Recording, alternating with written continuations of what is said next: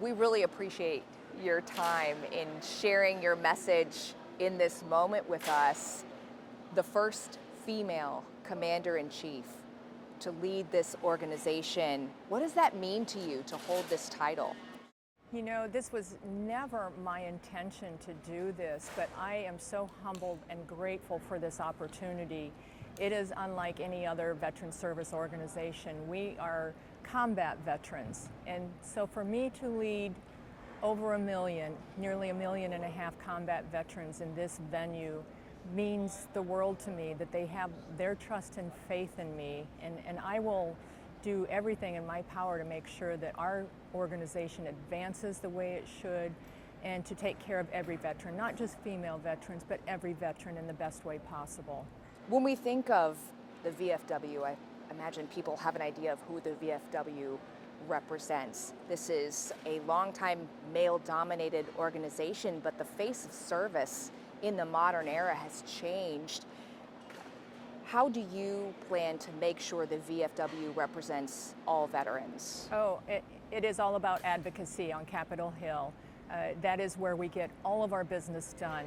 Congress controls everything from our charter to who is eligible in the VFW. So I know that, and that's where we can best take care of every veteran that deserves that. We earned it, and so we really want Congress to hear our voice, and I will be a different face for them, and I know that, and it's a challenge, but I've been there many times on Capitol Hill, and I'm very familiar with a lot of the senators and Congress people out there, and they know my passion is about the advocacy for veterans, and we just want them to know that we're not going away.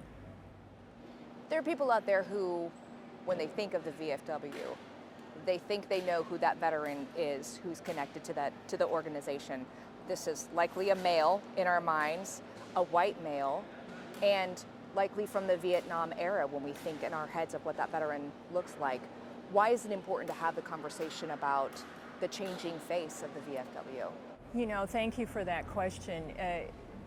Now it is almost 19% of females that make up the military, and that number is increasing every year. So when you're talking about 19% of the military, reserves and active duty, that's almost a third of our military is female now. And we're not always kicking in doors. Everybody has their role, and everybody does it to their best ability. And that's the important thing, is for the public to realize that it is not just a male-oriented organization. We are out there advocating with our hearts and our passion just as much as everybody else. And we're invested in this country, and that's what we want people to know. And here we are in the convention center, setup happening all around us as we can hear as we're chatting. It's really exciting to have this convention here in Columbus, coming home, since this is where the VFW began more than 100 years ago. What are you looking forward to most when you gather veterans from all over the country together? It is the camaraderie that is everything in this organization. Yes, we have the ability to go out in our communities and make differences there, but the camaraderie is what we were founded on, and our advocacy, of course. But there is no other bond like a military bond, and I have friends right here in Gehenna that I served with in Germany, and I'm so proud to reconnect with them. And I've never lost that connection, but don't always get to see them. So it is truly about those long-term bonds that never go away. And that's what I want people to realize, that the military has something else to offer to the community, and we are here, we're embedded in our communities, and we're here to help. When you think about that moment, our service members never truly hang up. They may hang up their uniform, but they still serve in their communities. And I've seen that hashtag and walking around this exhibit hall, still serving. Yes. What does that mean to you, still serving? Still serving is really our mantra, because we have never stopped. Even though we've left the service, active duty, reserves, whatever, we're out in our communities making sure that we're taking care of people. We did that in the military, They asked us to go and serve our country. We did that gladly, and we come back to our communities and we still take care of each other and our communities in the best way we can. In so many ways, it feels like the VFW was ahead of its time in understanding the importance of that connection and camaraderie. We know now so much how important that is for veterans who come home and after their service, Yes. connecting with each other. It's healing. It makes a true difference in mental health and physical health. Why do you think that's so important to be highlighted, that connection that the VFW has always seemed to understand?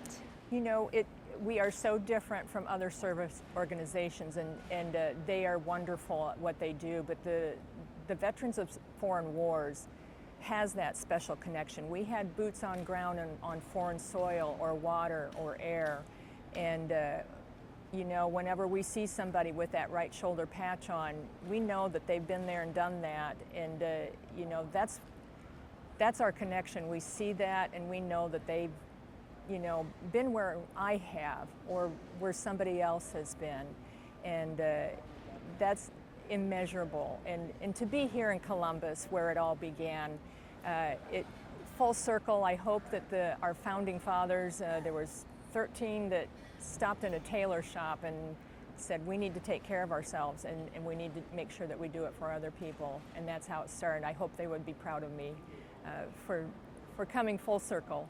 A tremendous legacy, for sure. I know through your time in service, you have certainly faced, I'm sure, attitudes about women in the military, what that should look like, what that could look like.